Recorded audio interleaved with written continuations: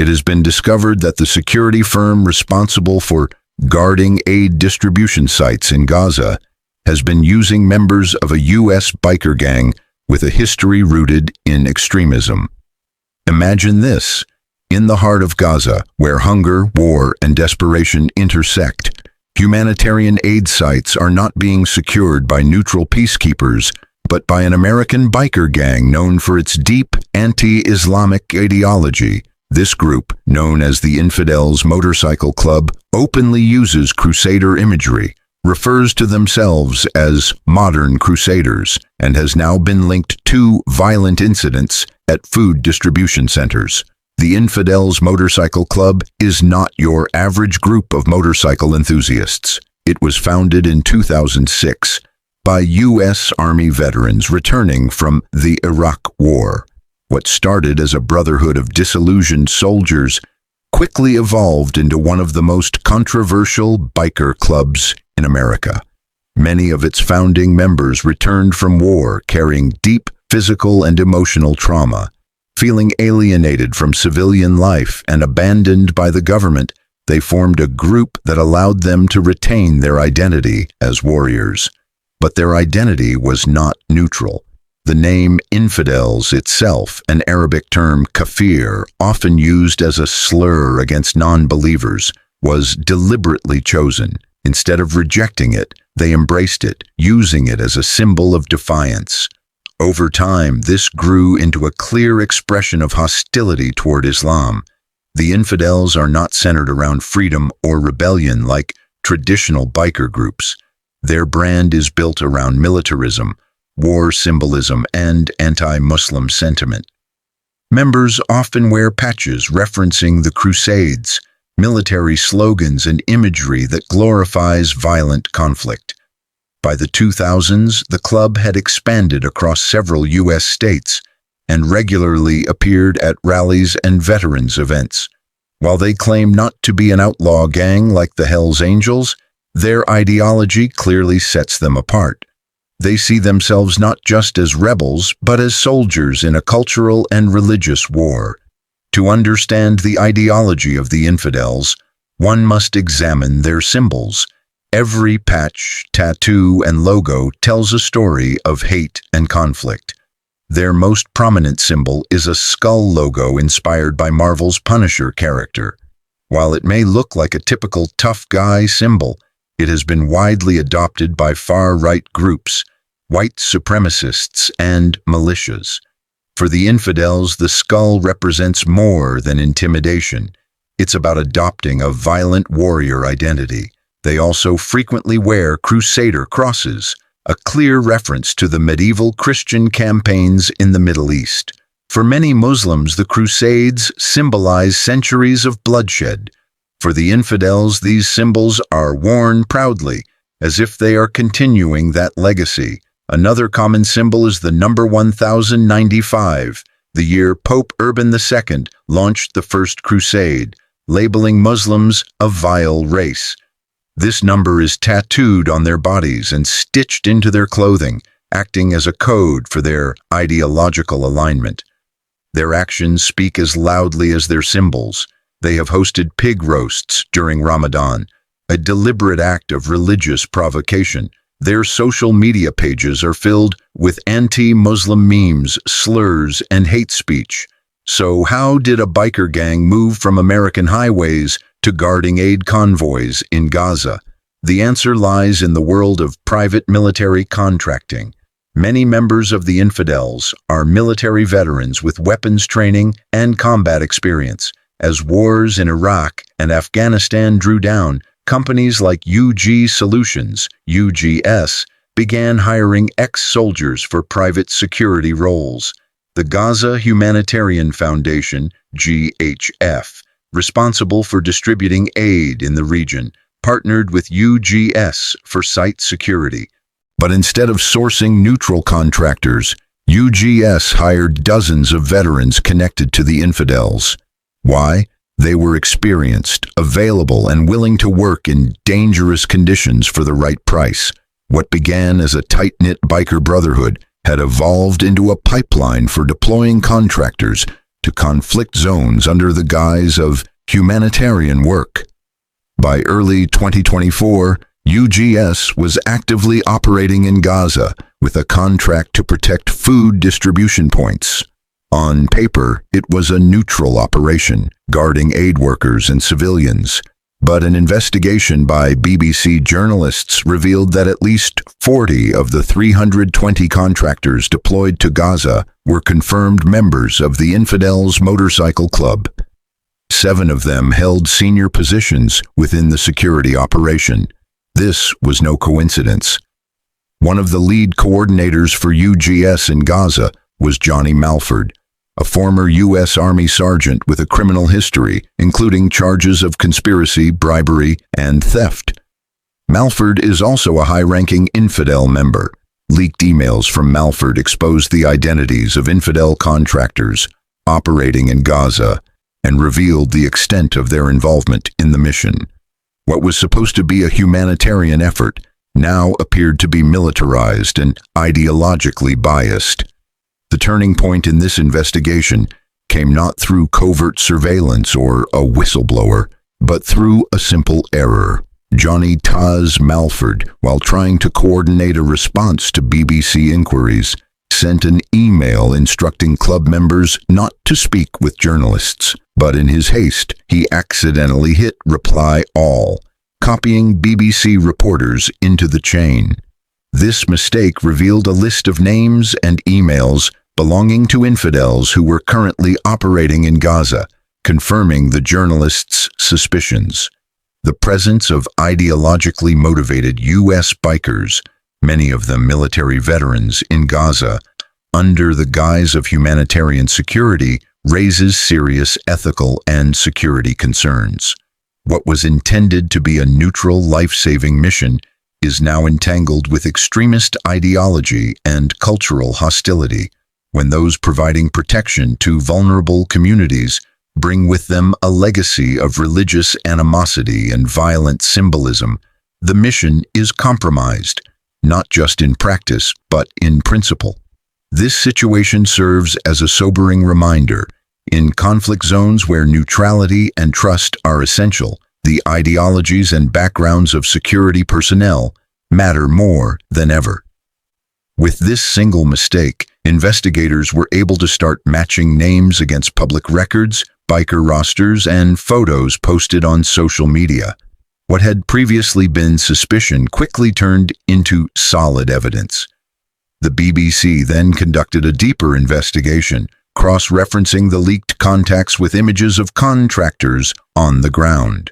Tattoos, patches, and crusader symbols on forearms and biker jackets confirmed their identities.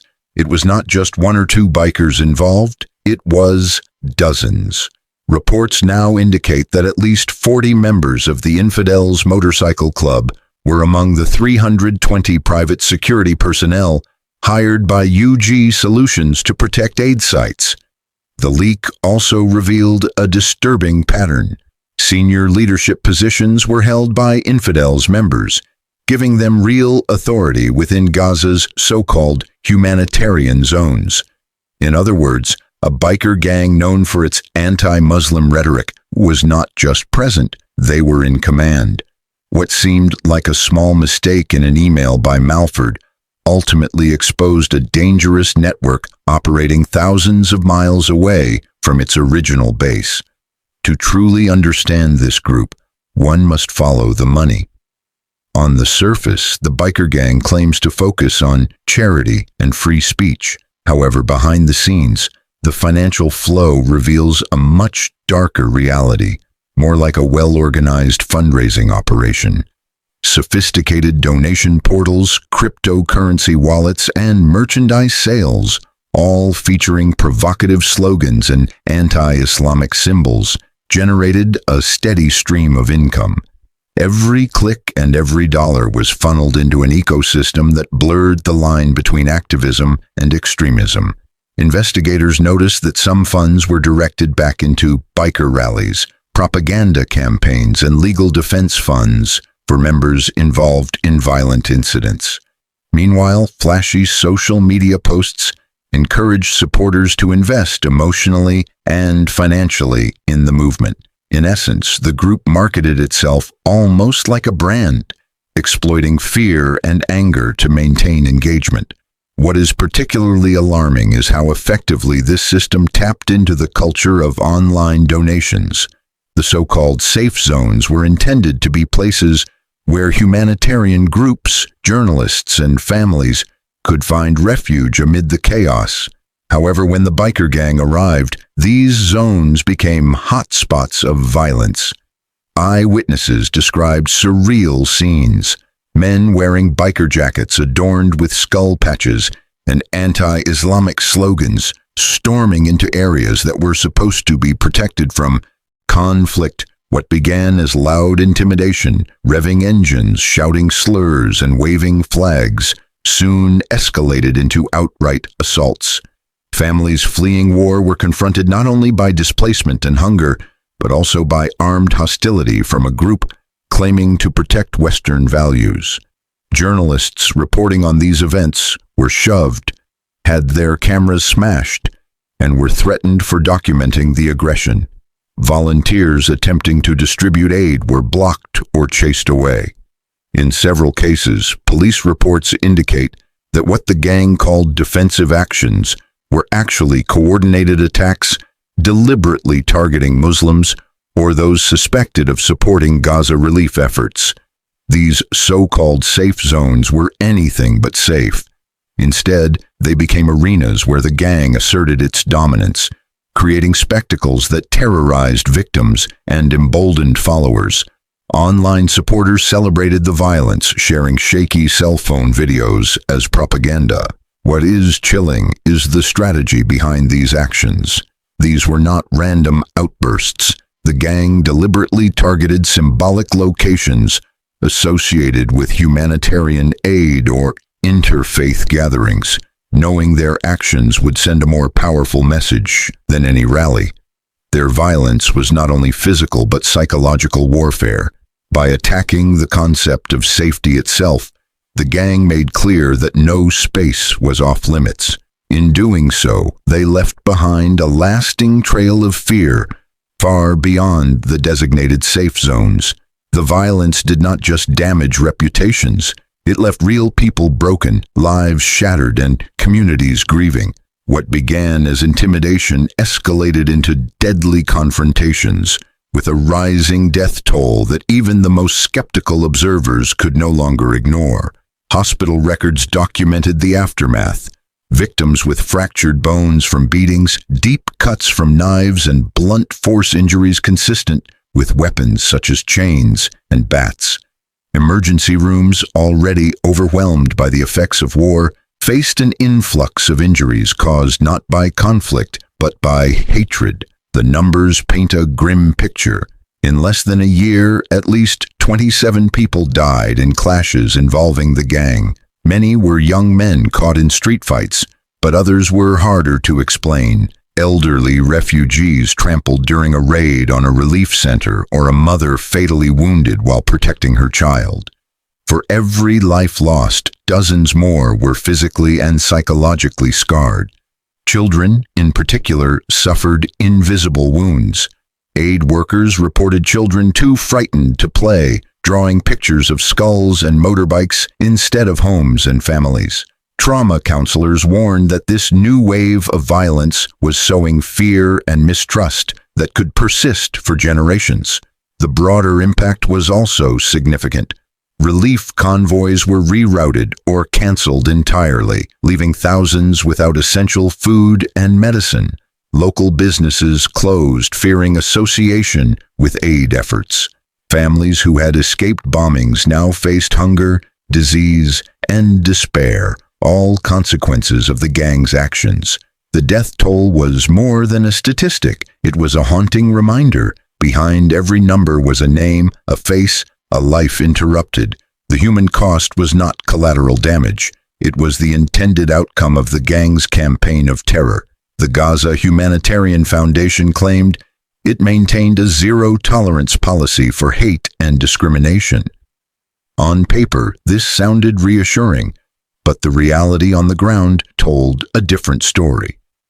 UG Solutions denied firing on civilians, asserting that contractors only discharged warning shots.